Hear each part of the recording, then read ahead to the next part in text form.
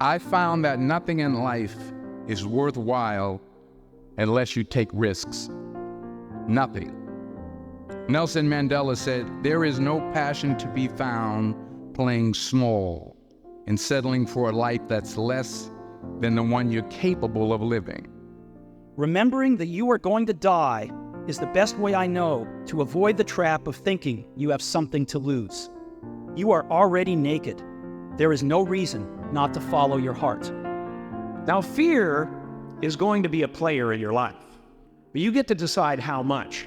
You could spend your whole life imagining ghosts, worrying about the pathway to the future, but all there will ever be is what's happening here, and the decisions we make in this moment, which are based in either love or fear.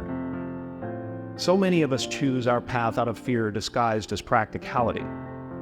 What we really want seems impossibly out of reach and ridiculous to expect, so we never dare to ask the universe for it. I'm saying, I'm the proof that you can ask the universe for it.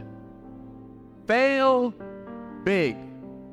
Today's the beginning of the rest of your life, and it can be very frightening. It's a new world out there. It's a mean world out there, and you only live once. So do what you feel passionate about. Take chances.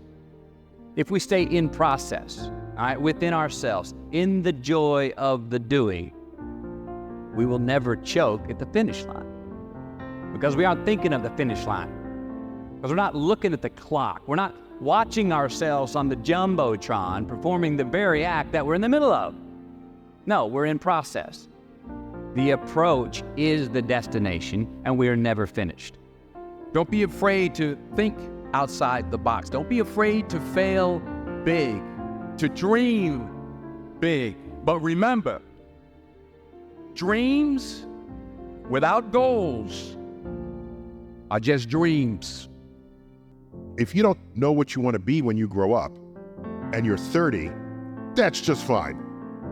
But I don't want to have to blame you for not exposing yourself to what you can be when you grow up.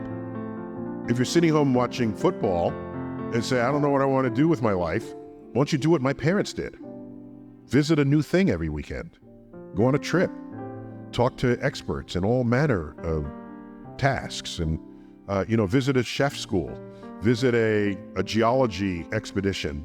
Just do things, and if you like it, you'll probably be better at that than anything else you choose to do, because you will invest even your downtime doing it. And as the saying goes, pick something you would do for free and make that your career, and you'll never live a sad day in your life. My father could have been a great comedian, but he didn't believe that was possible for him. And so he made a conservative choice. Instead, he got a safe job as an accountant. And when I was 12 years old, he was let go from that safe job. And our family had to do whatever we could to survive. I learned many great lessons from my father, not the least of which was that you can fail at what you don't want. So you might as well take a chance on doing what you love.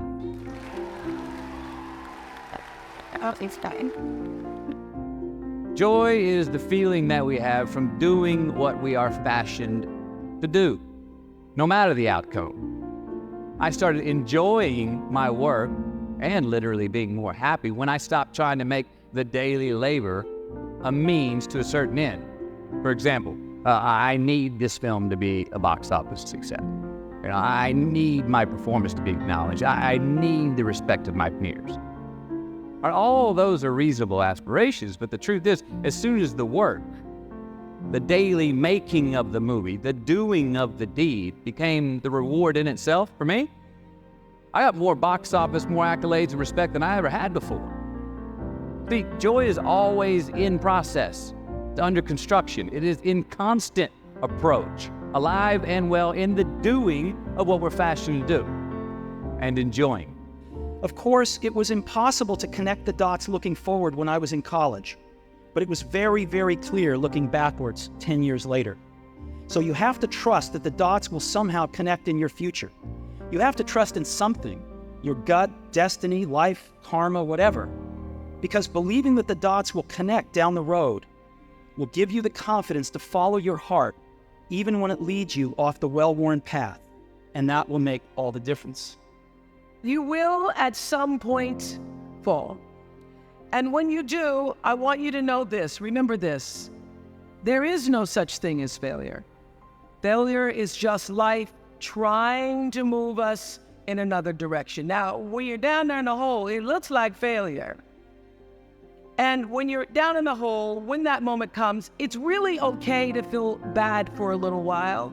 Give yourself time to mourn what you think you may have lost. But then, here's the key. Learn from every mistake. Almost any path you take will make you wiser as a person. It's not just knowledge. What is the arc? There's data. Data can become information.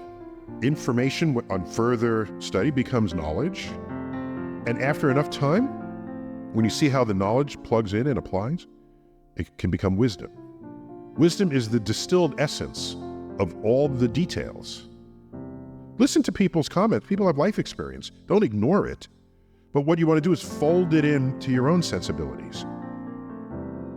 Every failed experiment is one step closer to success. You've got to take risks, and I'm sure you've probably heard that before, but I want to talk to you about why that's so important.